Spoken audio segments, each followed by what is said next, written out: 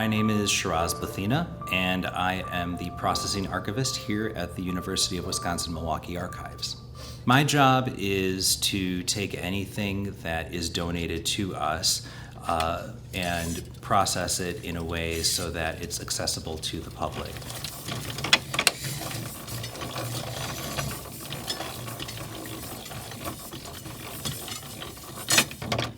It's my job to process it and organize it in a way so that our patrons can find what they're looking for in their research.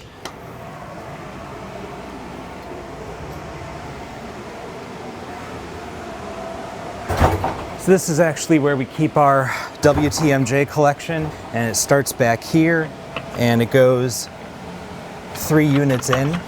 So kind of have to know where things are in order to grab the reel that you want. We have special report footage, so this is stuff where they put things in according to topic. That's kind of how they used to archive things.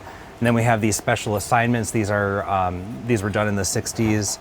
Newsreels were done in the 1950s, and then we have our daily footage, which goes from 1964 to 1980. So if I want to grab a reel, we have everything organized by date pretty much, and I can just look up where I want to go and then grab the reel that I need.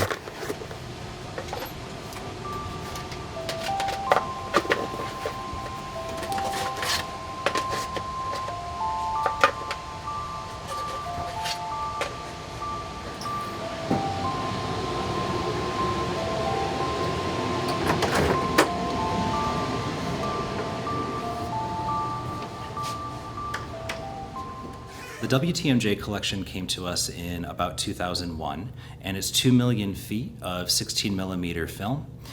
The collection was originally held at the news station off of Capitol and Humboldt, and they needed an archival place for it. So the collection really belongs to the Wisconsin Historical Society, and the rights still belong to WTMJ, but we hold it here and we take care of it.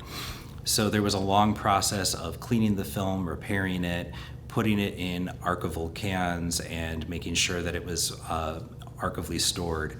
And then after that, we've gone through and started to provide better metadata or descriptions of the film for people so that they can access it.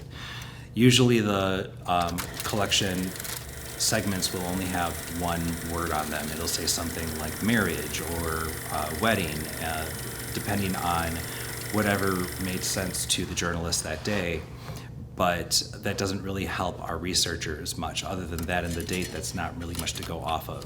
So it's our job to make sure that this collection is accessible to people. This machine rewinds for us too.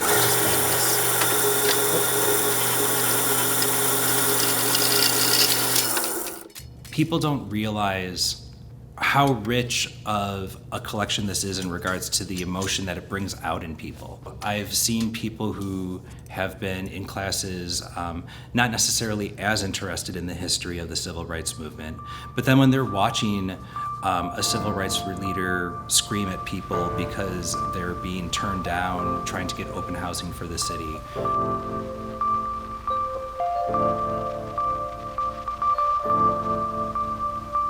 And we had received no apology for the irresponsibility of those public officials not doing their jobs as far as seeing to it that the black man has his rights in society.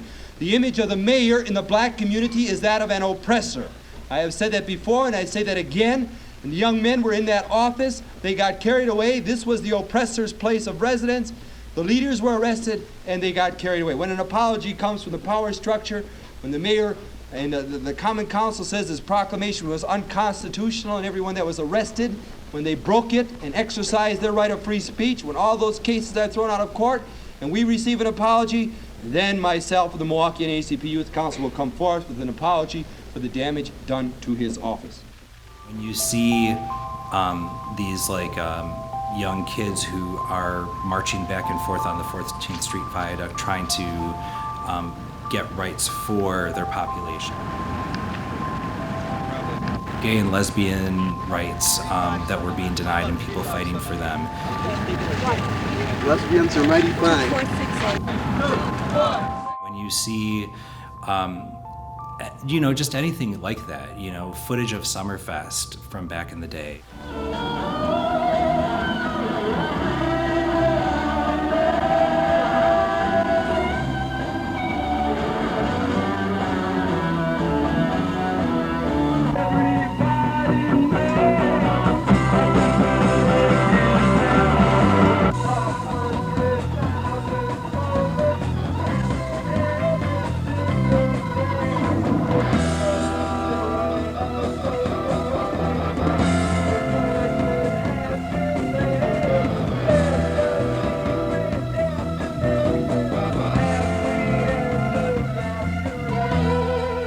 There's something really, really powerful that can be evoked when you're seeing that in the moving image. I remember hearing a statistic once when I was a teenager that there were more Renaissance paintings that survived than movies from the silent film era. And that, to me, was really kind of shocking, right? And made me realize, like, oh yes, there's a lot of history that's been lost, especially with all we've talked about the importance of the moving image as an archival format, that without people who really want to take care of it, it won't exist. And that's how I kind of really fell into it. So, and I think also understanding then with that it was more than just Hollywood, right, that needed to be preserved. It was news, it was television, it was home movies, it was interviews of people. All of that needed to be preserved, and somebody needed to kind of jump in and join the movement to do that.